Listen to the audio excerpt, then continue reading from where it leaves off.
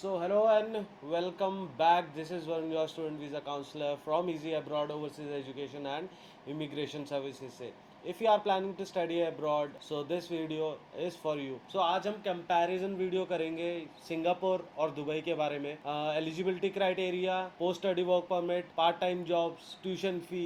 सो आज हम चीज़ के बारे में बात करेंगे कि हमें सिंगापुर जाना चाहिए या हमें दुबई जाना चाहिए स्टडी के लिए. तो स्टार्ट करते हैं. सबसे पहले मैं सिंगापुर की बात करूं तो सिंगापुर की अपनी एलिजिबिलिटी और क्राइटेरिया है. सिंगापुर के अंदर अब आइल्स मैंडेट हो गया है. मोस्ट रिसेंटली अभी पीछे कुछ केसेस हुए थे, उन केसेस की वजह से सिंगापुर ने अब आइल्स मैंडेट कर दी है. सो आपके अगर 6.5 बैंड है तो आप कर सकते हो, लेकिन आपकी आइल्स मैंडेट है. और अगर मैं फंड शो की बात करूं तो आपको 15 लाख रुपए शो करने पड़ते हैं. एक दिन पुराना फंड आपको शो करना पड़ेगा. और एजुकेशन की बात करूं तो एजुकेशन सेक्टर में काफ़ी अच्छा है सिंगापुर. अगर आप सिर्फ पढ़ाई के लिए जाना चाहते हैं तो Singapore is the best way.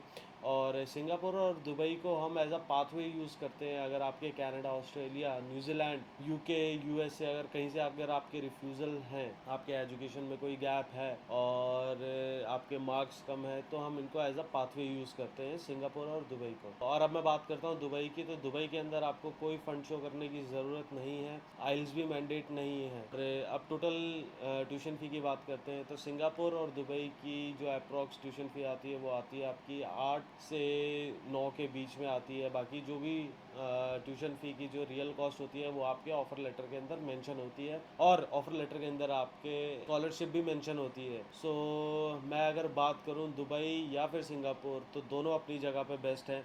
सो आप दोनों में पार्ट टाइम जॉब भी कर सकते हैं. अगर मैं दुबई की बात करूं तो आपको एक टाइम टेबल मिलता है. उस टाइम टेबल के अकॉर्डिंग आप अपनी क्लासेस रख सकते हैं. बाकी आप फुल टाइम वहाँ पे पार्ट टाइम जॉब कर सकते हैं.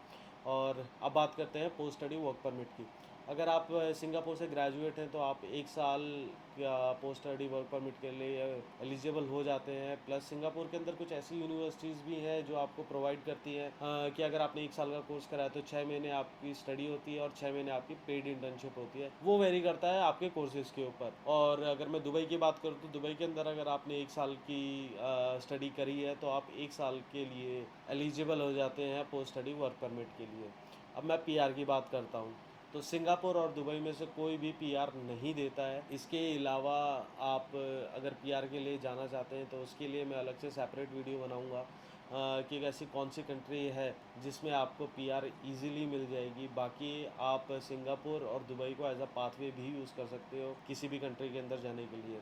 अगर आप सिंगापुर से ग्रेजुएट होकर अगर वापस इंडिया आते हो तो आपकी मोस्ट प्रोबेबली आपकी सैलरी 45, 50, 60 के अराउंड चली जाती है. अगर वही कोर्स अगर आप इंडिया से करते हो तो आपकी ग्रेजुएट होने के बाद आपकी मैक्सिमम सैलरी आपकी 15-20 हज़ार रुपये लगती है. सो बेटर ये रहता है कि अगर आपके पास इंटरनेशनल डिग्री है तो वो आपको ज़रूर कहीं ना कहीं बेनिफिट तो देती ही है. बाकी अगर आप दुबई जाना चाहते हैं तो आप दुबई भी जा सकते हैं. अगर आप सिंगापुर जाना चाहते हैं तो आप सिंगापुर भी जा सकते हैं.